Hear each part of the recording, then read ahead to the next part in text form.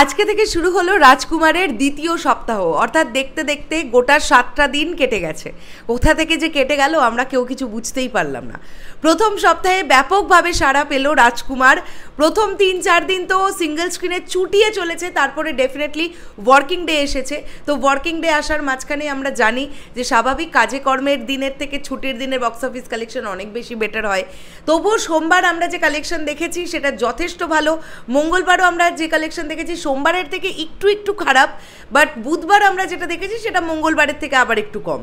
আজকে বৃহস্পতিবার, ছবিটা সেকেন্ড উইকে পড়লো। কিন্তু এই যে আমরা চারিদিক থেকে এত কিছু শুনলাম যে এই সিনেমার নাকি টিকিট সবচেয়ে বেশি বিক্রি হচ্ছে, সবচেয়ে আগে বিক্রি হচ্ছে, তাড়াতাড়ি সোল্ড আউট হচ্ছে, ইত্যাদি ইত্যাদি এত কিছু, তাহলে সেকেন্ড উইকে এসে সেই সিনেমাগুলোর শো না বেড়ে রাজকুমারের শো বেড়ে গেল কেন? হ্যালো এভরিওয়ান, আমি পৌশালী চলে এলাম একটা নতুন ভিডিও নিয়ে। আশা করছি তোমরা সবাই খুব ভালো আছো। এবং আজকে বৃহস্পতিবার, আগামীকাল থেকে ছবির বক্স অফিস আবার জাম্প নেবে, এমনটাই আমরা সকলে আশা করতে পারি, তাই তো? এবং সিনেপ্লেক্স মাল্টিপ্লেক্স চেনে সর্বাধিক শো পেয়েছে শাকিব ভাই আর রাজকুমার। এটা নিশ্চয়ই তোমরা ইতিমধ্যে অনেকেই জেনে গেছো, তো তোমাদেরকে তাও ডিটেলসে এই ভিডিওতে বলে দেবো যে পার্টিকুলারলি কতগুলো শো পেয়েছে।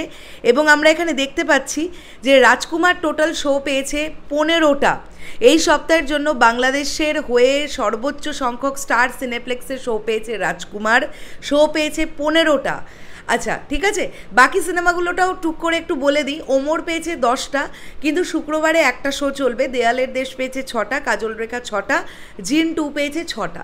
তো সব থেকে বেশি পেয়েছে রাজকুমার, আমরা বুঝতেই পারছি। তো এইবারে আমরা চট করে একবার দেখে নিই, বিষয়টা ক্লিয়ার করে নিই। প্রথমত হচ্ছে 19শে এপ্রিল থেকে 25শে এপ্রিল, অর্থাৎ সেকেন্ড উইক, এই আরও এক সপ্তাহের নতুন করে শো টাইম অ্যাড হলো। বসুন্ধরা সিটি মল সকাল